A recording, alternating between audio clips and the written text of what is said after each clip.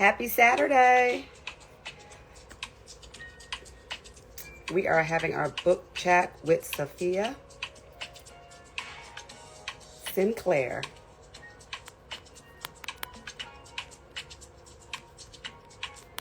Hello, hello, hello. Happy 2024. Our first book chat of the year.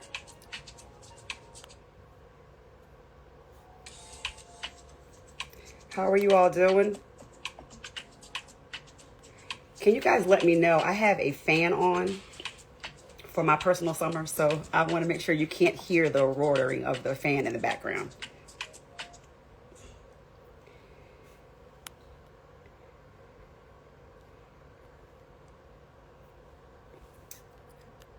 Welcome, welcome.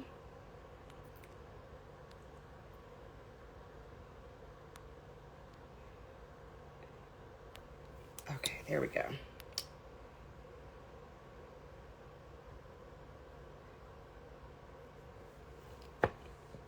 Hello, you guys. How are you doing?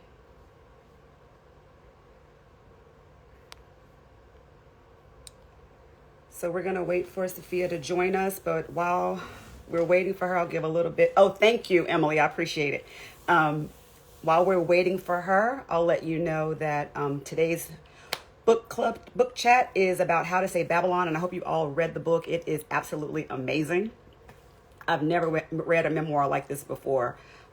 And this month we're reading One Blood by Denini Milner.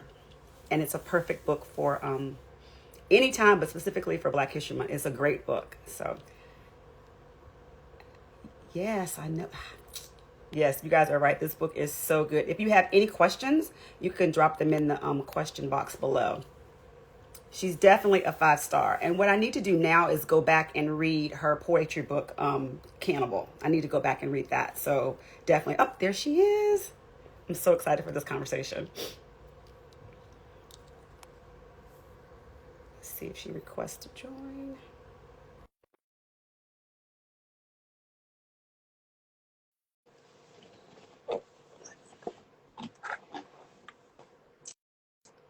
Come on, Instagram.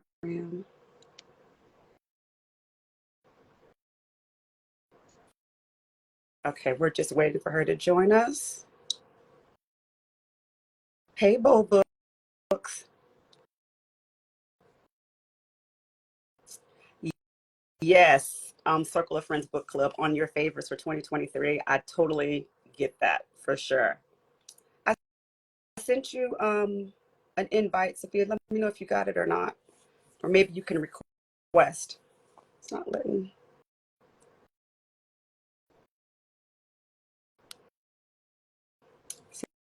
See, someone already has added a question.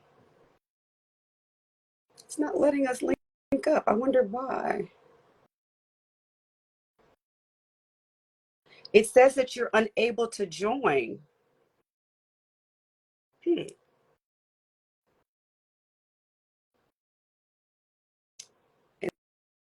Instagram never wants us to be great.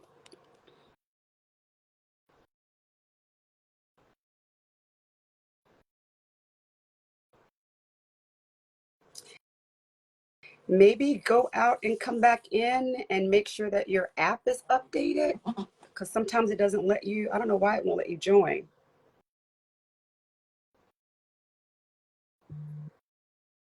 Okay.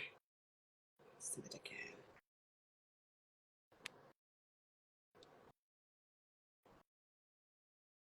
Okay, I sent it again. Let's see if this works.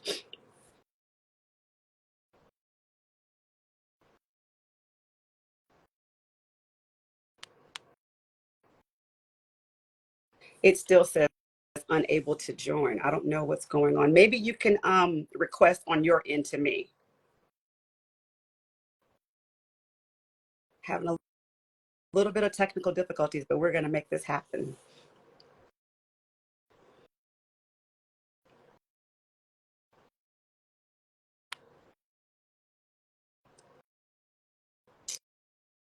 Someone said privacy settings may need adjusted. Ooh, I don't know nothing about that. Let me send it again.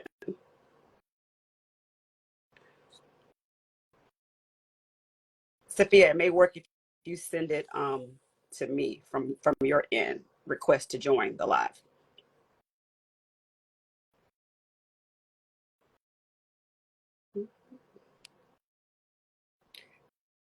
Tell me about it. Technology, right? It never works when you need it to work. We'll get it, you guys. Hold tight.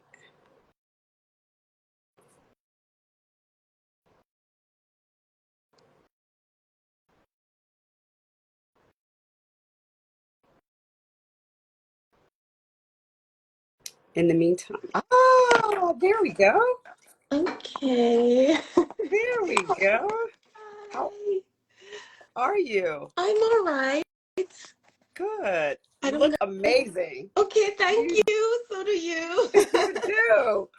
I'm so happy to have you on this live. You have no idea. Thank you Um, for having oh me. my goodness! After we met here in DC, I was like, okay, this is going to be my our first book for Diverse Spines. I already knew it. Just listening to you speak and talk and share your story, it was just so incredible. Everyone that was in that room totally left inspired. It was a wow moment. Seriously, Thank yeah. you. Yeah. So I'm going to do a quick opening. I like to let the author tell people about themselves. Okay. Yeah, I like to put it on them. So just Okay. something short and sweet. Look, everyone's like they're fangirling. I'm totally fangirl. I'm trying to keep it together. So yes, I get it, you guys. I Hi, understand. everyone. So this is our first book chat of the Yeah. year, and we have a lot of new people that are following Diverse Spines. So I'm Jamise Harper. I'm over on Spines and Vines as well, but I'm the founder of Diverse Spines, and we highlight Black women and women of color. That's what we read all year long for 11 months. We take December off. So our first book, oh my gosh, this book is incredible. How to Say Babylon by Safiya Sinclair. And this memoir is like nothing that I've ever read before. And I read a lot. And a lot of my friends read a lot, and everyone hands down says it's like the best memoir they've ever read. And so I'm Thank so you. happy to have you here. This was a read with Jenna Pick. And so Hmm. tell us a little bit about yourself and then we'll dive in. But I before you got on, I was telling folks that I haven't read Cannibal. So I'm going back Okay. to read Cannibal. Yeah. Yes. Yeah. I've been joking and saying that my master plan was to write the memoir so that people would read the poetry. And I read Like poetry. I that's the love master poetry. plan. So I'm so excited to go back and read the book. Yes. And the funny Yeah. thing, I didn't make the correlation when I was reading when I met you and everything. I remember the cover. That's what I Yeah.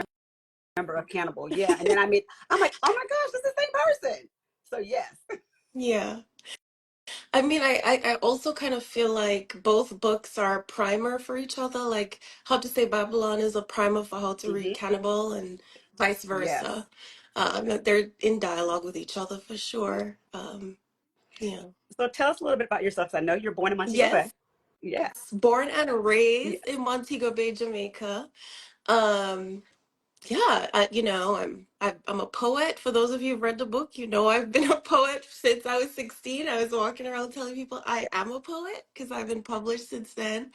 Um, and writing and literature has been a big part of my life, my entire Right. life. I mean, I think in big part thanks to my mother who imparted my love of literature to me. I've written this memoir, How to Say Babylon. I'm about growing up in this strict Rastafari household. My father is a militant Mhm. Rasta brethren and reggae musician, and the book is kind of about my journey of trying to figure out who I am and my place in the world and where do I fit um, in the spaces where I feel like I might not belong. Right.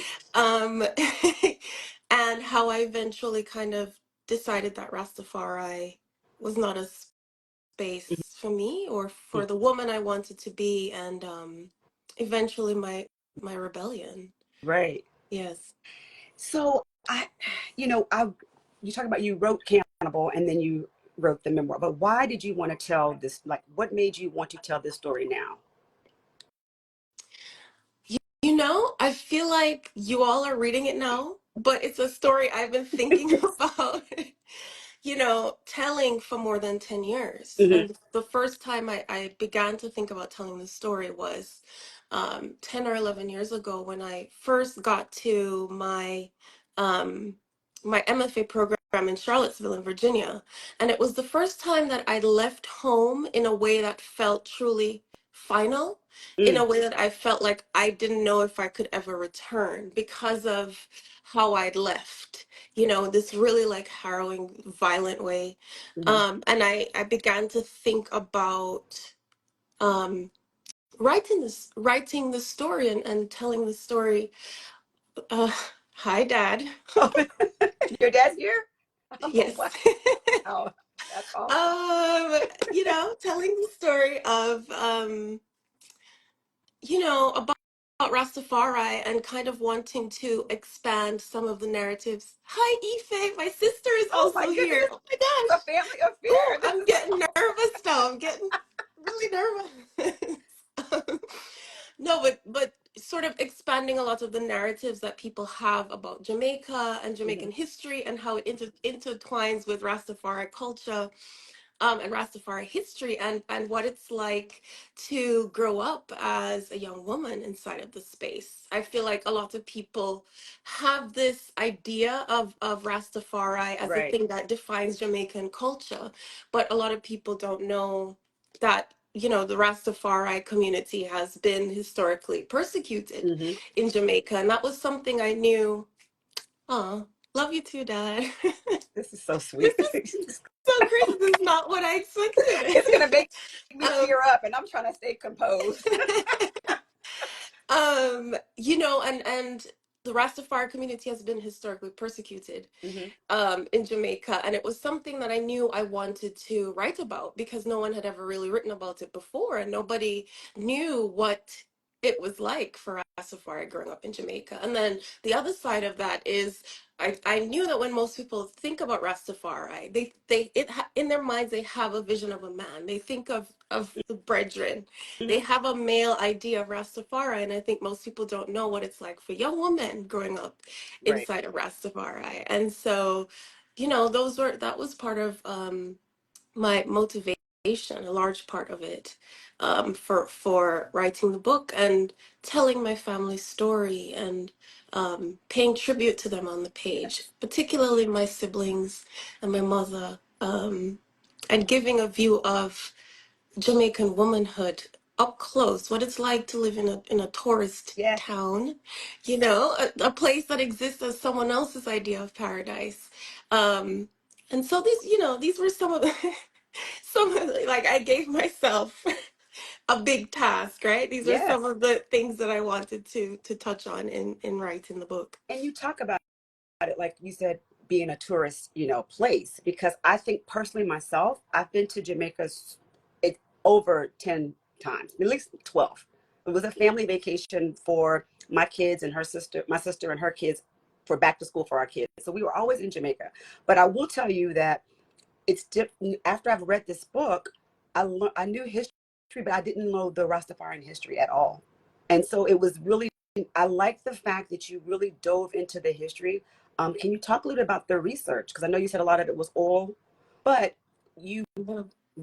you really go back in history and tell how things unfolded, for your parents and then for the Yes. country overall. Yes.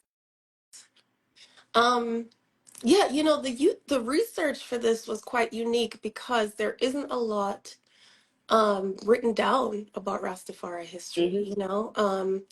a lot of the tenets of Rastafari are passed down, you know, orally, usually, from brethren to brethren or within the household. There is no there's no like united text, there's no holy book, Hmm. there's nothing of that for Rastafari. And so um there was a challenge to that, to kind of figuring out how do I then tell the history um of Rasta, and getting it right, it with no sort of unifying text or, Right. or primary source to go to. And so my family kind of became my primary source, and my father and my brother were my primary sources for fact checking a lot of the things about Rastafari, like what are the different sects of Rastafari and Hmm. what do they believe, and to figuring out some of the history, figuring out the Rastafari vernacular, because the Rastas have a very unique way of speaking that is separate from Jamaican patois. And so, in writing the book, I wanted to capture this very unique way that my father speaks. But Rasta don't believe in grammar because grammar is of Babylon, right? So Right. there's no there's no grammatical text.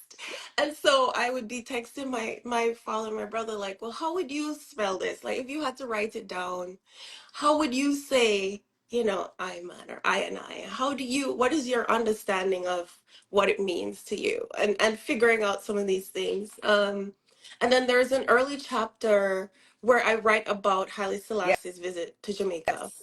Yes. And Talk for about that. that, I I did have some sources, right? So I had like this old archival video that I watched. I had to go back and read the old Jamaican newspapers, and then I kind of put the scene together after viewing this and reading all of this. And that was fun to do because I wasn't in it Right. at all. So it's like, it was fun kind of putting that together. And then figuring out how my family is rooted in Rastafari. I had to go back and talk to my parents Hmm. extensively. And then I did a lot of interviews with them to learn about their youth and their connection to Rastafari. How did they come to Rastafari? And sort of tell it in their own voice. So yeah, that was some of the research I did. But I was, texting my siblings like probably all the way up to like the last day I turned in the Wow. memoir to be like, how do you remember it? Like, when did we live at this place? And do you remember where that person lived? And what was that person's name? So it very much, I wanted it to feel like a collective, our collective memory and not just mine. Yes. And you do a lot with memory. I mean, your structure, everything. This book, the blurbs for the book, exquisitely courageous memoir, gut wrenching, soul stirring, electrifying, simply stunning. And I always like to look to see how critics and other authors describe books, but how would you describe it? How would I describe it? Yes, how would you describe it? I mean, I think I already did. It's sort of a chronicle of my life, my upbringing inside of this very strict Rastafari Mm-hmm. household, and how um, my love of language and love of poetry eventually gave me my voice and the sort of strength I needed to um, define myself on my own terms as both a woman and Yes. a poet. And speaking of, we talked about Cannibal. I watched the interview that you did, and you said Cannibal was writing from a sense of linguistic rebellion while Yeah. dismantling the language that you've been giving. So your memoir is also similar, quite the same, a rebellion and dismantling in order to free yourself. And so, can you talk about the correlation between the two? But Because you're, yeah, between cannibal. yeah, because Yeah, I mean, people ask me a lot, like, what was the thing? Is there anything that I take with me from Rastafari, right? And I always say their linguistic theories and their idea of linguistic rebellion is something that I carry with me all the time as a poet, right? Because for those who don't know, I mean, Rasta vernacular, which I call Rasta poetic, some people call it dread talk or Rasta talk. For me, it is poetic, so I call it Rasta poetics. For example, it is all about upending and dismantling the English Mhm. language and saying nothing negative, nothing of Babylon. And so, for example, my father doesn't say understand, he says overstand. He doesn't say appreciate, he says appreciate love. He doesn't say continually, he says itinually. And so, the reason for this is breaking the language apart from an anti-colonial place and making something new, Right. right? And so for me, this is so fascinating to me as a poet and as a writer. And Mm, so a lot of Cannibal is sort of born out of this idea of linguistic rebellion. And my next poetry collection that I've begun thinking about also is written more directly from this place of thinking about Rasta poetics, and its anti-colonial roots as something that I want to explore on the page and bloom a sort of feminine rebellion out of also. And when I was writing the memoir, I it was important for me to keep the roots of Rastafari mhm. language and vernacular, how my father speaks, how my siblings speak, how my how my Yes. nation speaks, both Rasta vernacular and patois. Like Hmm. it was important for me to keep that without explanation. Like this And is how we talk. that's what I was going to And ask you without I'm explanation. not gonna explain what it means. And that's what I was going to, you know? because publishing is very white, and so I was wondering how that came across, because that is how you speak, that is the history. So how was Yeah. that, bringing that to the editors and the publisher? Well, I am super lucky because my editor is a Oh, black woman. oh, So hey, you're Dawn very. Davis is my editor. Um, and so there was really no questioning of the use of the patois and the use of um, Rasta vernacular. It was already Yes. understood. And so I feel very lucky for that. Hi, Dawn. Dawn is here too. Oh, it's Hi. like Everybody's everybody's here. Um, yeah, so I was really lucky in that I didn't have any pushback, or there was no notes Mm, I got from Dawn or my UK editor, who's also a woman of color, saying, "Can you explain right.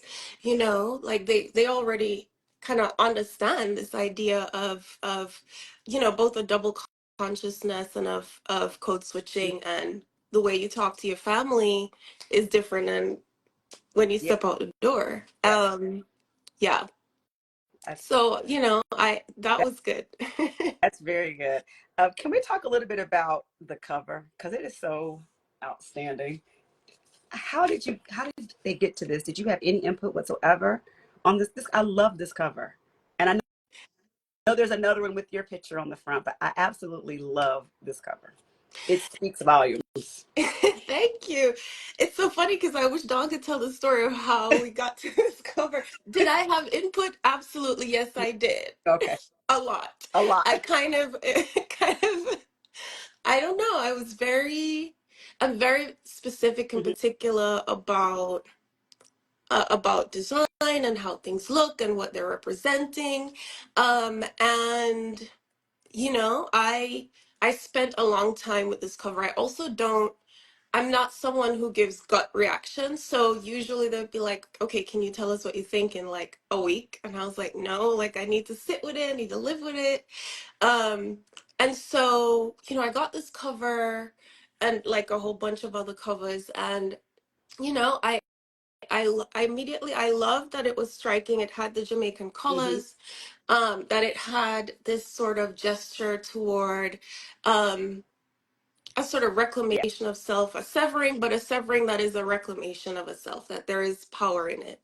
But I had to sit with it for a while, and they had given me a bound manuscript that had this cover on it as like a temporary cover. They're like, Right. think about it, and I was like, I don't know, I'm not sure. And I had them go and do other covers and hire other people to do several other different versions of something.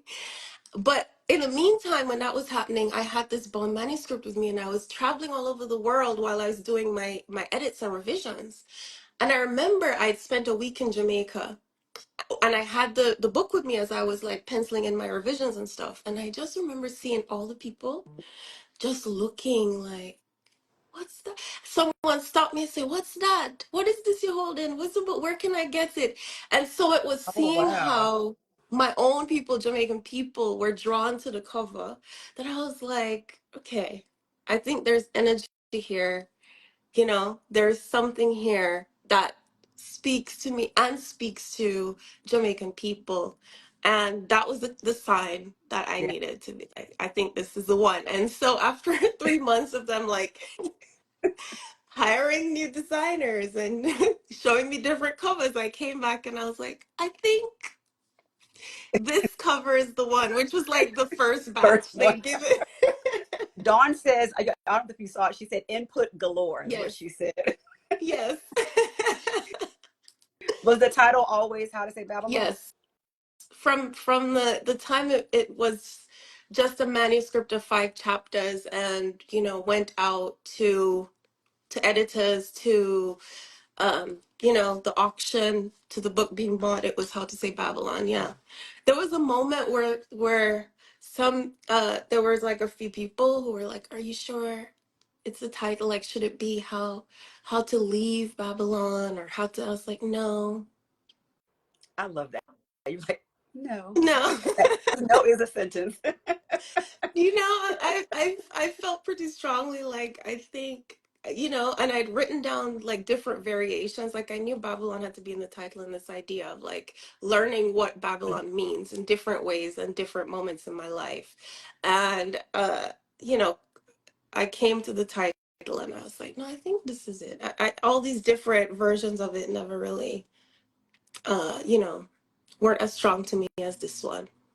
I can't imagine this being a easy book to write, as well as for family members to read. So how how did writing this book impact you? And more so, I want to know, like, how has the response been to the book from family, from friends? Hmm. Um, I mean, yeah, there were times where it was difficult to write, difficult to kind of relive some hard memories on the page, to sort of dig up some traumas on the page. And unlike poetry, where I can kind of, um, jump away with a poetic device and tell it through metaphor and imagery, and sort of escape through the window of of all my poetic tools.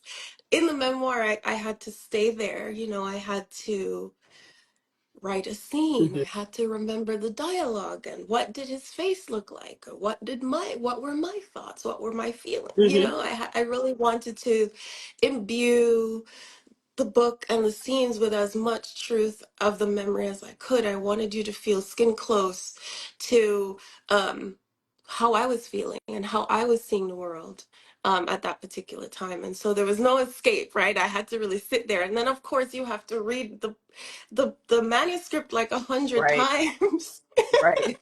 over and over, and then eventually like also record the audiobook. Like, okay, I was like, Which wow, you there's did. It was fantastic. thank you. You guys, if you like audiobooks, I highly recommend the audiobook. Highly. Thank you so much. So yeah, there were times where it was difficult in the telling, but I didn't want it to just be difficult and traumatic and painful in the Mhm. telling. I wanted to write the book in the hope that in writing it, I could sort of, eh, you know, change or alchemize this pain into something else by Right. the end of the book. Like, I'm hoping that the book itself could be something transformational in my family, and something of breaking the cycles of trauma in my family. And one of the reasons I decided to write the book and try to move toward this idea of healing and forgiveness was when I knew my niece, my first niece, was going to be born 10 years ago. And I thought a lot about what kind of family she was coming into, and what kind of family I wanted to give to her, Mm-hmm. and what kind of words did I want to give to her. And so part of writing the book is this hope that the book itself is a bridge to possibilities, Yeah. for a better future. Um, yeah. And so, And how has your mom? I'm sorry. Go ahead. No, no. yeah, go ahead. You're You. asking. No, this is you. I want you to talk. Well, the second part of your question was the reaction, right? Yeah, I, the I reaction. mean, it's hard for me to say. Like, my family, I don't know if anyone in my family has read the book except maybe my dad, and he hasn't told me what he thought. Okay. Um, yeah, but I know everybody has their own journey to it, and everybody has their own way of processing things, it just so happens that my way of processing things is by writing it down. Listen, that's You know? Yes. um your there's so many memorable passages in the book. And so I didn't want to mark up the one that you signed for me. So so I had to get another one so I could annotate it all because you said like writing felt like oxygen, learn how to sew their mouth shut. Our household was a monsoon of chaos, out dreaming the confines of our small world. I mean, there was just so many beautiful, beautiful words. And so I like that you you give the reader something to think about, but it also, as traumatic as it was, it gives a lot of feeling. You put us in the story, in your story with you. And so can you talk a little bit about the flow of memory and getting it to the page? Yeah, I mean, it wasn't it wasn't hard to sort of get it to the page. I just what was useful was having an outline Mm, um for the book, because I had to think about what moments of my life I was going to highlight and keep, right? It's not my entire life, it's right. not every moment of my life. And so that was interesting. And it was interesting for me as a poet too, because, I always talk about my poetic process as one that's kind of mystical. I sometimes never know where a poem is going to go when I begin. Sometimes I'll have a title, or I'll have like an image or a theme or recurring imagery, or I have some textural words that I know I want in the poem, but the poem then tells me what it is, and the poem tells me what it's revealing to me about Mm-hmm. myself or about the world. Um, but girl, you can't you can't write a 350-page book like this, right? So it's like, okay, you have to Yes. outline, and you have to do chapter outlines, and you have to think about how the narrative is linking into each other, from chapter to chapter. So kind of make your life, find these moments of your life that are resonating with each other, you Mm-hmm. know, from chapter to chapter, that then builds a bigger narrative arc. Um, and so this was the first time I had to think about my life this way, and also writing Yeah. this way. And so that kind of helped me because I had a very detailed outline um, that I followed pretty closely in the writing of the book. And I just sat down and said, okay, now this chapter, I'm just going to write everything I remember about this day in seventh grade, or, this day that we went to the beach, or, this day we played in the yard, and just write everything I remember, all the details, all the dialogue. And then in revision, kind of, you know, cut away the excess. Um, yeah. Someone has a very good question. They said because you grew up in a household that silenced your voices. How were you able to find your voice? Was it through I know your mom looms very large and was great support and had a great impact. Introduced you to poetry. So how were you able to find your voice? It was through poetry, through writing. Mm-hmm. Um, and my mom is a poetry lover, and she'd always been since she was young. And she was a lover of books and literature, and she always had me and my siblings, going to the library and reading books. And she had her own after school program that she created just for me and my Oh, wow. siblings um to learn in a different way, in a way that's grounded in nature, in knowing the name of every plant, every tree, every flower.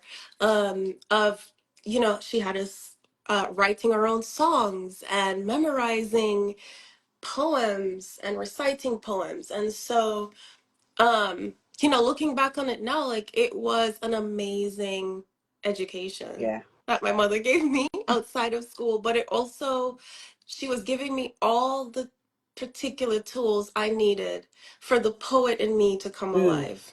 You know, like even the way that she um grounded us in the natural world, that I knew, in the book I call it the green language of poetry, of knowing the name of every bloom, every flower, every vine. For me, that's so important to me as a poet, you know, of mm, seeing the Jamaican landscape as a mirror to how I want to construct my sentences on the page. And all of this came from my mom. And poetry, you know, and I describe writing what I remember as my first poem in the book, and it was the first time where I felt that I'd been, um, I don't know, like diminished because I was different at school because I was a Rastafari, like I was a Rasta girl. mm-hmm, And I had a friend, well, I thought she was a friend, and she said, I don't want to be around you. I don't want to be friends with a Rasta. And it really hurt me. mm, And I remember that was when my mother gave me my first book of poems. She said poetry had always soothed the ills of the world for her, and she thought it might do the same for me. And you know, in the book I said what my mother handed to me that day mm. was gold. Um, because I read the poems and then I began writing my own poem, and I began to feel very directly, specifically, how the hurt I had been feeling evaporated into something else. It turned into wonder. And that's what poetry gave to me. And I think from that moment, the damage was done. I was like, oh yeah, I'm a poet, you know? And so I began writing poetry, and poetry was the place where I nurtured myself and nurtured my voice, especially at times where I felt like uh, I did not have a voice, or Hmm. I couldn't speak or voice my opinion. Poetry was the place where um, I really bloomed a self. I love that. Love it. Someone's hurt turning into wonder. You mentioned you when you left Jamaica, you went to Charlottesville. How was that experience? Because I'm not far from Charlottesville, and I have my thoughts. Um, yeah. Well, you know, before that, I did undergrad in Vermont, right? And Oh. so, but I kind of like just I didn't go too deeply into the Vermont chapter. Mm-hmm. That's for another book.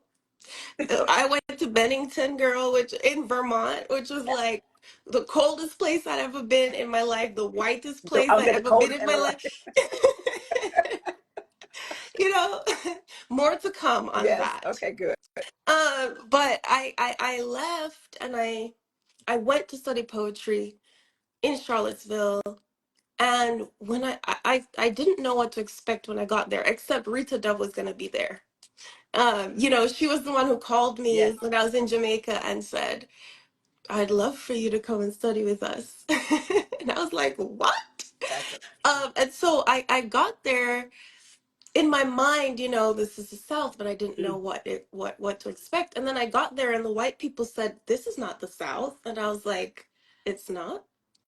You know, like when yeah. I arrived, they still had the statue of Robert E. Lee in the park. They still worshiped Thomas Uh-huh. Jefferson, who they called TJ without irony.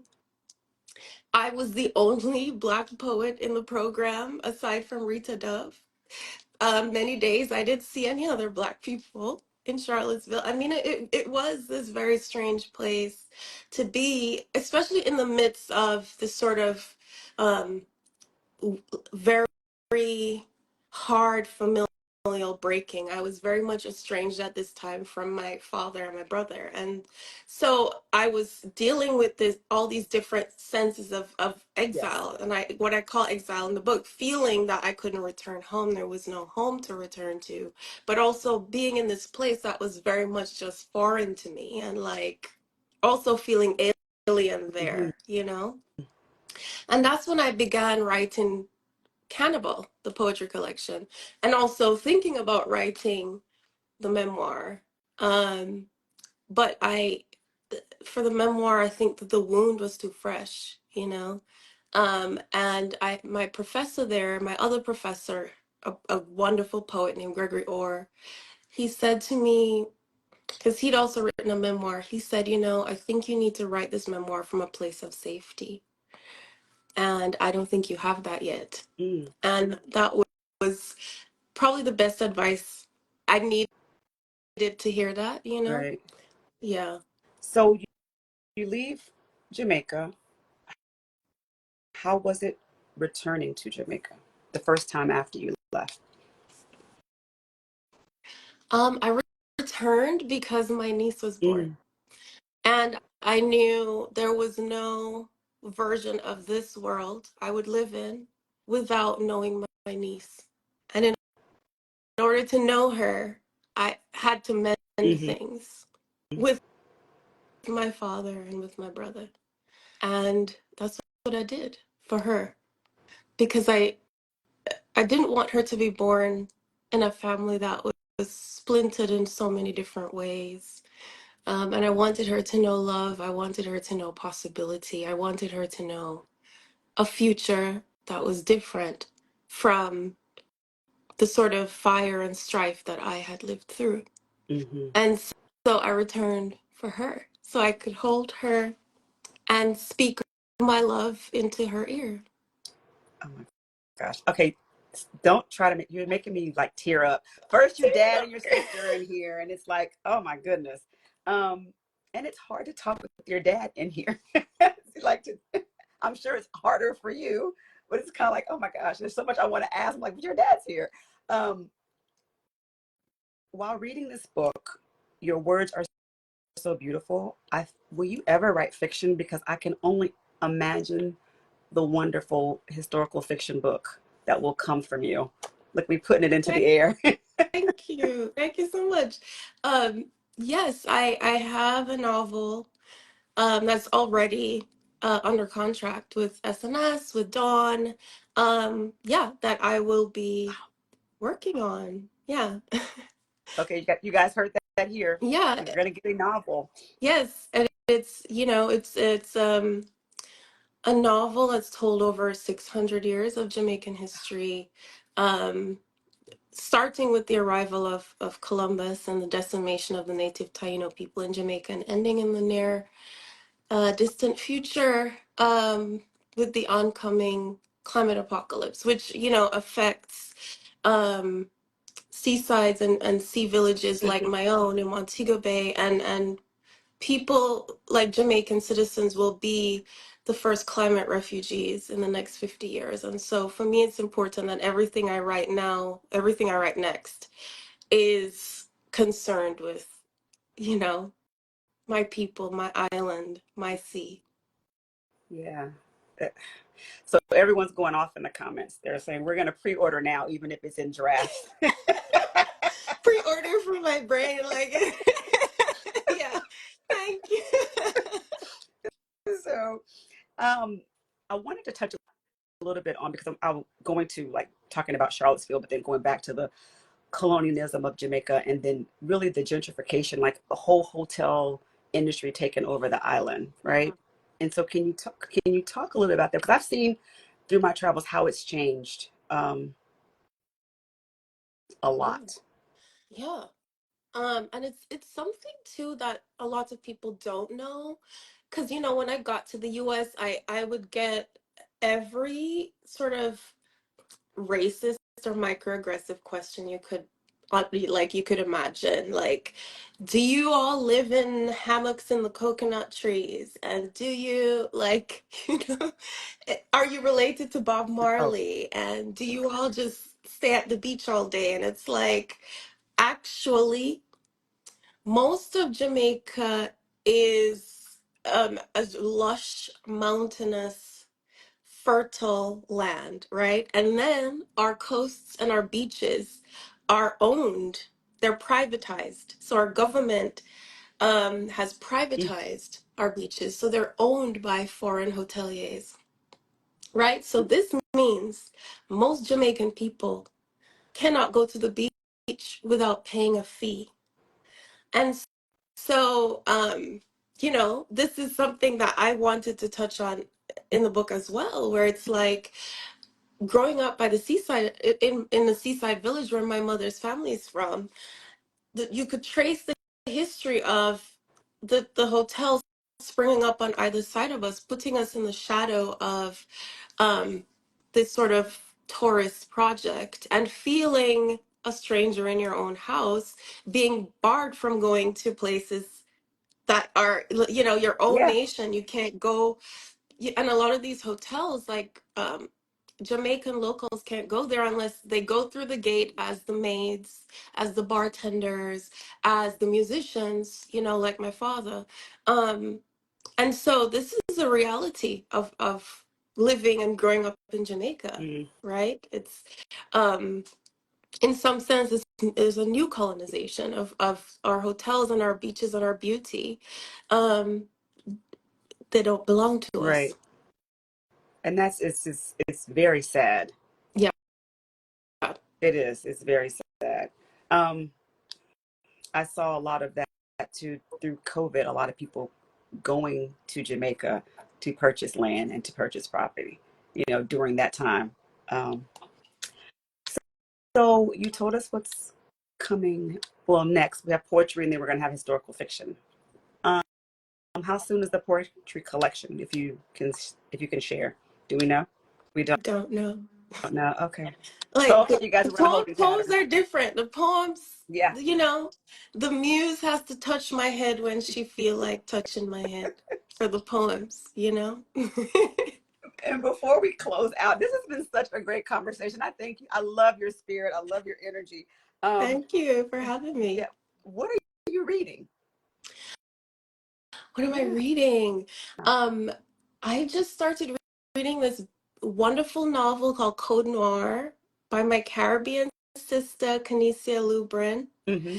Um, and I I wish I could see my bedside. Oh, I was just reading this lovely poetry collection called Theophanies by Sarah Khazal Ali. And then there's a novel coming out by another poet who I love dearly. His name is Philip B. Williams, and his novel is called He's Hours. in the chat. Hi, Philip! He's, Everybody, go get Hours, okay? I have it on my Because when nightstand. poets write prose, Yeah. I'm just saying, I'm biased, but poets writing prose is It's a different like level. it's a different It level. is. It's a different level. It is. I have it But on I'm my nightstand. biased. I can't. Yes. I'm waiting for the audiobook. I think I have an early copy of the audiobook because you know it's 600 pages, I think, right? Yes. I need the audio. You just said hey. Yeah.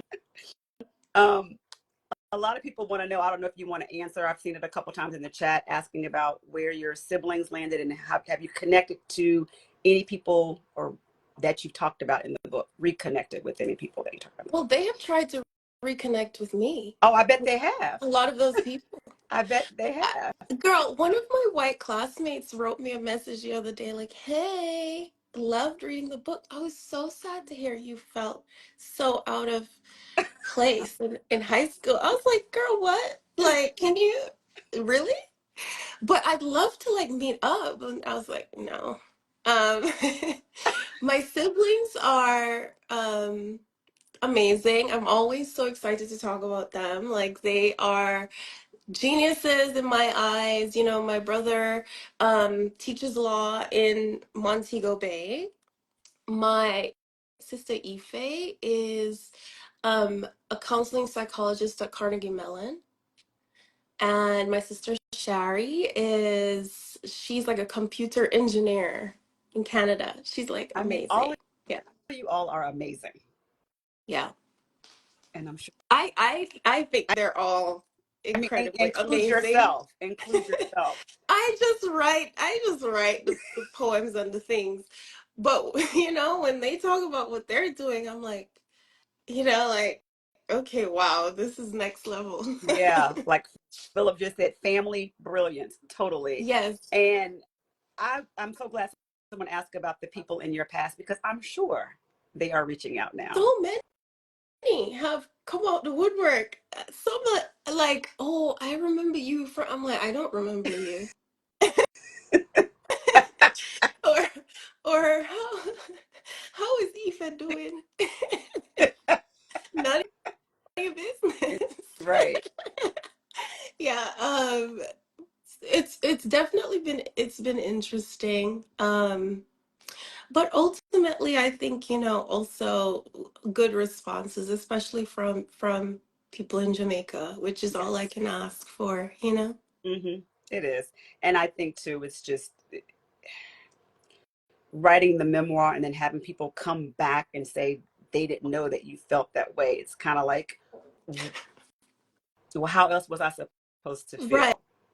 feel? But also the kind of, I think the blindness Oh, of yes. that, and like no self-awareness even now to say like, oh, how did I miss that? And oh, was I actually the one who made her feel that way? Like there was no self-awareness in That, the that is messaging. so interesting. Well, I will say if hopefully Diverse Spines is still around, even if it's not, maybe something else, I would love to have you back. I'm waiting patiently for the historical Yes, fiction book. so is Dawn. She's gonna be like, where's the book? I'm with Dawn. Let's go. I cannot wait. Um, your spirit, like I said, your spirit is amazing, and I truly appreciate you joining. And we kicked off the year with the best book, literally the best. Thank you so much for having Yes, me, and thank you for everybody who joined us, and also Daddy and Ife and and Mommy. yes. Well, thank you for your dad and your sister and for joining. So appreciate it. Take care. Yes. Take Bye bye. care. Thank you. Bye. Bye.